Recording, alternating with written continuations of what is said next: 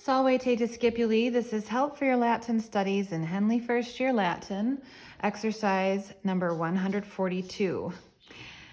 And I have to say, buckle up, it's time to start translating with a lot of information that we've learned now, translating some English sentences into Latin. So we have this paragraph in exercise 142 titled Pearl Harbor. And I'll just note here, I'm not going to go ahead and translate the title for you, but they do give you in the footnotes the translation of the word pearl as an adjective, and you already know the word for harbor, so you can go ahead and translate the title Pearl Harbor into Latin on your own. But for this video, let's just take a look at the very first sentence of the paragraph, which says, "The enemy were always preparing for war because they were eager for empire and fame and victory."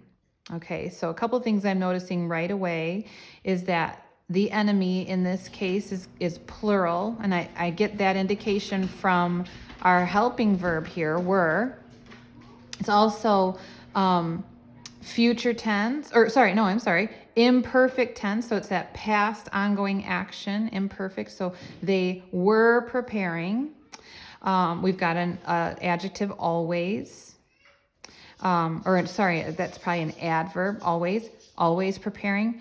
And what were they preparing? War. And then we've got a conjunction, because, and another independent clause. They were eager.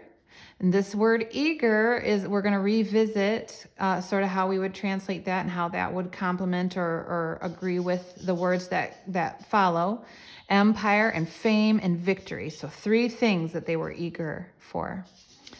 All right, so let's just take a look to start at this first independent clause. The enemy were always preparing for war.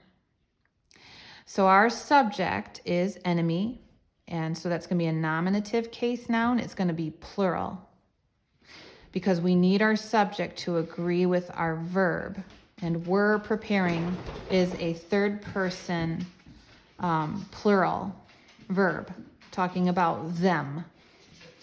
All right, so let's go ahead and start with our subject, enemy. We want to take that noun that we know from Latin and make sure that it's a plural nominative case. And so our vocabulary word for enemy is hostis, hostis. It is a third declension noun. And it's going to be nominative and plural. So we need to think about our third declension noun endings. So we have various is, em, those are our singular endings. And then in the plural, our nominative form is ace, ibis, ace, ibis. So hostes is our first word. Okay, so the enemy. And I'm going to remind you, too, that we're often going to see verbs when we translate to Latin. When we put them in Latin, we're going to see those verbs at the end of each clause. And so I'm putting were preparing together as our verb, and we're going to put that at the end of this clause. So our next word we want is war, because this adjective we want to go with our verb as well, always preparing. So war. What were they preparing for? War. That means it's a direct object. And a direct object in Latin is in the accusative case. This particular noun, war, is singular. And our vocabulary word for war is bellum, belly. And so when I put that in the accusative case, eo, it's the same as the nominative.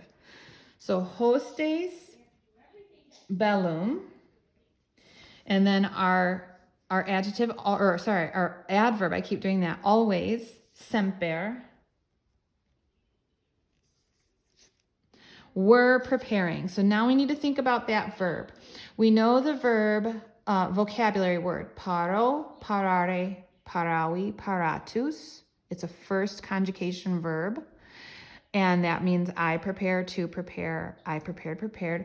In this case, we want this verb to be in the imperfect tense, and we want it to be third person plural.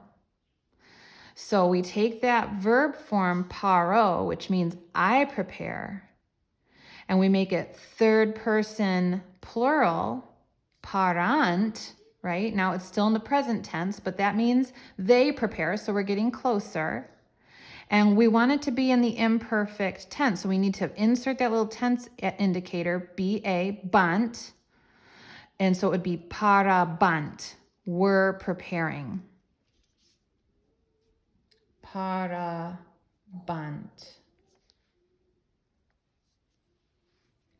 Okay, so hostes bellum semper parabant.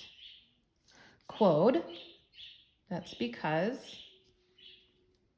And now we've got our next independent clause. They were eager for empire and fame and victory. Okay, so our verb is were, right? Eager is an adjective that describes them, which is our subject. So they were is going to all be in one word. It's our subject and our verb together. And it's the, it's the irregular being verb. It's the past tense. And so we've memorized these. Eram, eras, erat. Eramus, eratis, erant. And they were, in this case, is that erant. But remember, our verbs are going to go at the end. So just hold on to that in your mind. Know that that word erant, meaning they were, will come at the very end. So let's go past that and look at eager. Now, I went ahead and opened my books, was ready to turn to it, because we haven't looked at eager in a while. And if this was one of those unique adjectives that we were given that's always going to be compatible with the genitive. Okay? So when we answer the question, what were they eager for, or what were they desirous of, the words that follow, the words that connect to that idea of being eager are going to be in the genitive form. It may be singular or plural, but in this case, or in any case, it's going to be in the genitive form. So first we have the word eager, which is cupidus, cupida, cupidum, right?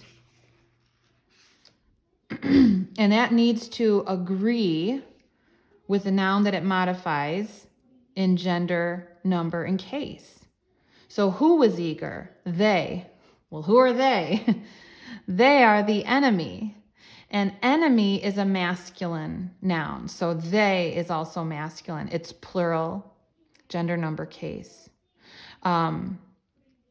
So gender is masculine, number is plural, case is nominative, right? We're describing they, which is our subject. So eager. If I look at my adjectives of the first and second declension, masculine. No, this is the wrong one. Sorry, here we are. Adjectives of the first and second declension, masculine, plural, nominative, cupidi. Okay, so quod, let me make sure I spell this correctly. I'm glad I have this open.